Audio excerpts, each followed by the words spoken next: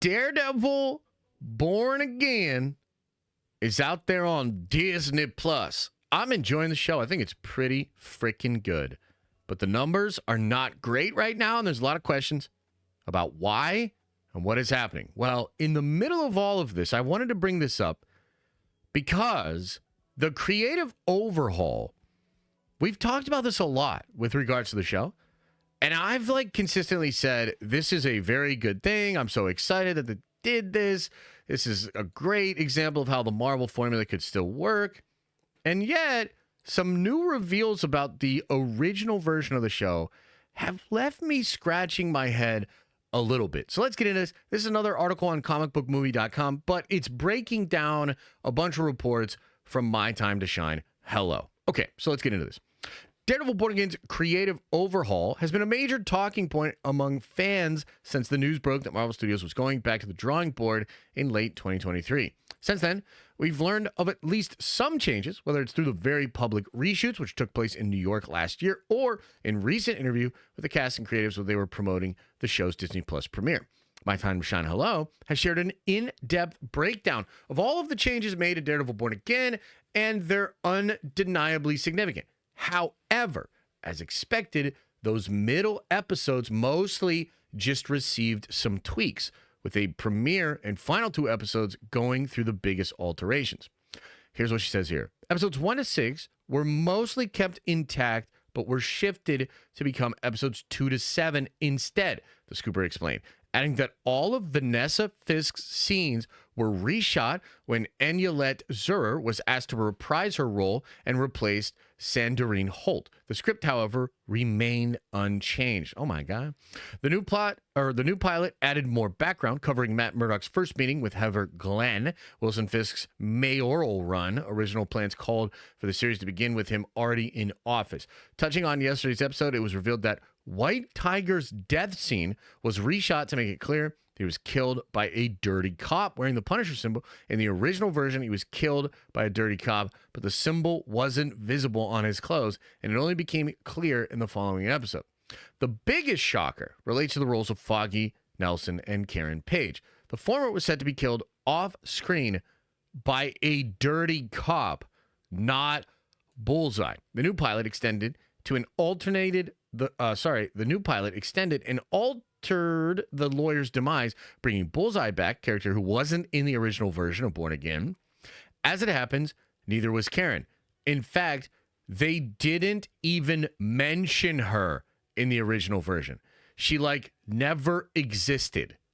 The scooper concludes by revealing they also made a new episode 8 and a new episode 9, the season finale. The season finale features the return of Karen, Punisher, and Bullseye once again. A little bit of spoilers there, but let's just keep going. It's wild to think how different Daredevil Born Again originally was, and the biggest question now is what was planned for episode 8 and 9? Was Muse meant to be the show's sole big bad outside of the Kingpin? It looks that way, especially when we know a major issue with the pre-Overhaul series was that Matt didn't suit up for almost the entire first season. And Marvel Television's Daredevil Born Again, blah, blah, blah, blah, blah. Okay, so then they talk about the reviews. Okay, so, guys, that's a little wild. That's a little crazy, huh? You know, I got a lot of thoughts. I had a lot of thoughts after I saw this, okay? My first thought is, what the fuck is going on at Marvel Studios? Seriously, what is going on? How did you possibly think this was the idea, this was the way to go? How did you possibly think that you were making good decisions? Karen's not even fucking mentioned, off screen by a dirty cop? Holy shit. This is just, it's kind of baffling that the show was going to be like that.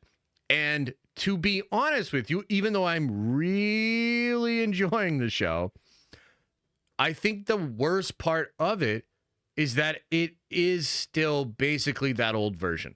It's a better version of the old version, but dude, this is still the old show. I mean, they've basically kept everything. Everything. they've altered it. They've souped it up a little bit here and there. And it seems like they're maybe going to undo some of these things and get back to business next season with more familiar cast characters, et cetera, et cetera. But like, come on, man. Like, is that really how you want to do your Daredevil show? First season, completely different, totally whack, and then return to form? That doesn't feel great. You know what I mean? So, wow. This was really shocking when I heard it. This is definitely not the extent to which I thought the creative overhaul happened. And I guess I just thought we were getting a lot more of a totally different take on it.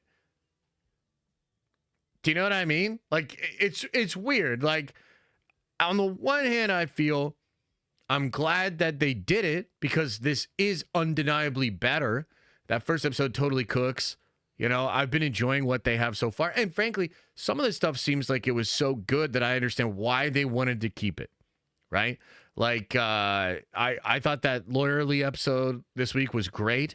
And I'm sure there's going to be some really good episodes coming. They obviously cooked a little bit when they did it.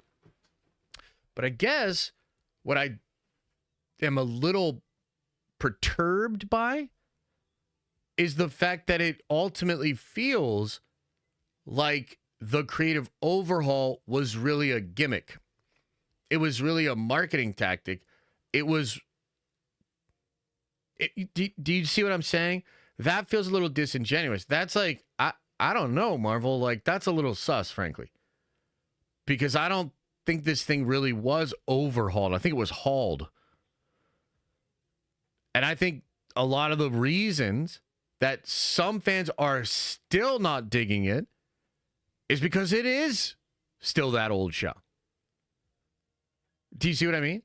Wow. I don't know. I mean, look, it's obviously very tough to run a cinematic universe, and obviously Marvel has had a lot of ups and downs, and they're doing a lot of stuff here. But, I mean, it might be time to consider some new strategies and maybe get some new fresh blood in there because just the fact that this got greenlit and just the fact that like all of Parliament at Marvel Studios was like, hell yeah, no Karen, fuck that bitch. Like, hell yeah, Foggy dead off screen. Hell yeah, he's barely in the suit. Hell yeah, we're Marvel Studios. It's like, nah, like, no. Where's the person in the room that's going to kick a motherfucker in the shins? You know what I mean? Like, real talk. Like I would have been, literally, if I'm in the writer's room with you, and I'm in a room full of people that are nodding their head as some executive is saying, like, we're going to not mention Karen, I'm kicking shins. Their shins are getting kicked. You know what I'm saying? Like, shins are going to get kicked. I will probably get fired. But shins are getting kicked. Thanks for watching. And if you like this clip, smash a like on the actual video and subscribe to this channel. That way more of these clips get into your feed. I've also linked the full episode below if you want to check out the entire thing, including the Q&A we do with fans. You can also watch this show live. We do it live Monday through Friday at 11 a.m. Eastern time. And you can also find all of my content, including the videos I put on my main YouTube channel on the podcast feed.